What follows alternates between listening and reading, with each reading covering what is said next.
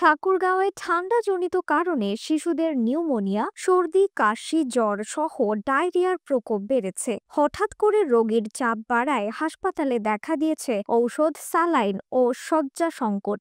এতে অভিভাবকদের মধ্যে উদ্বেগ দেখা দিয়েছে। ঠাকুরগাঁও 250 শয্যা জেনারেল হাসপাতালে শিশু ওয়ার্ডে শয্যার সংখ্যা 45টি। বর্তমানে শিশু বিভাগে ভর্তি রয়েছে 149 জন শিশু। তাদের মধ্যে বেশিরভাগ শিশু ডায়রিয়ায় ও নিউমোনিয়ায় আক্রান্ত।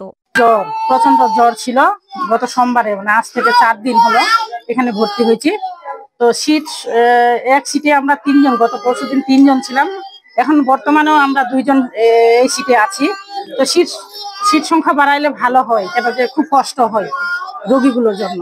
ছোট বাচ্চা নিয়ে আমরা সবাই থাকি এখানে। আমাদেরকে রবিবারে ছুটি দিয়ে দিচ্ছে, আবার আমরা বাসায় চলে গেছি। মঙ্গলবার রাতে আবার ঢুকছি। আজপতি আছি আমরা। বাচ্চা হচ্ছে শ্বাসকষ্ট আর হচ্ছে কফ জমে গেছে, সর্দি জ্বর।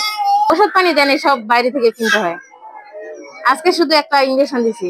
শিশু ওয়ার্ডের শয্যাগুলোর একটিও ফাঁকা নেই। কোনো কোনো শয্যায় একাধিক শিশুকে রেখে দেওয়া হচ্ছে চিকিৎসা সেবা। বেশিরভাগ শিশুরাই নিউমোনিয়া, ডায়রিয়া, সর্দি, কাশি ও জ্বরে আক্রান্ত।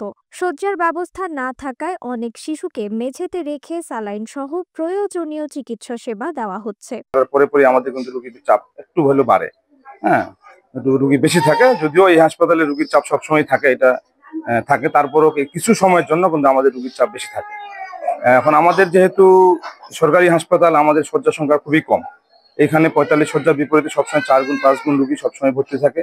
শীতকালে বা যে কোনো পিক সিজন এটা আরো বাড়ে যায়। রোগী বাড়া সত্ত্বেও আমরা কিন্তু চেষ্টা করতেছি, যেহেতু স্বল্প সংখ্যক চিকিৎসক, নার্স দিয়ে যেভাবে পারা যায় প্রত্যেকটা রোগীকে আমরা আমাদের সাধ্য মতো আমরা চেষ্টা করতে যাচ্ছি, যাতে রোগীরা সঠিক সেবা পায়। আমরা একটা চেষ্টা করতে হবে। তারপর হলো বাচ্চাকে বাইরে বেশি বাইর করানো যাবে না। ধুলাবালির মধ্যে বাচ্চারা যেন এই সময় না থাকে, খালি গায়ে যেন না থাকে, এই জিনিসটা চেষ্টা করতে হবে। আবার শীতকে প্রোটেকশন দিতে গিয়ে যাতে অতিরিক্ত কাপড় আমরা না পরাই, বাচ্চারা যেন ঘামে না যায়, এই জিনিসটা খেয়াল রাখতে হবে। 250 শয্যা জেনারেল হাসপাতালের শিশু চিকিৎসক সাজ্জাদ হায়দার শাহিন বলেন, এই জেলায় শীতের এ সময়ে ভাইরাসের প্রবণতা বেড়ে যায়। ফলে শিশুরা ঠান্ডাজনিত বিভিন্ন রোগে আক্রান্ত হচ্ছে।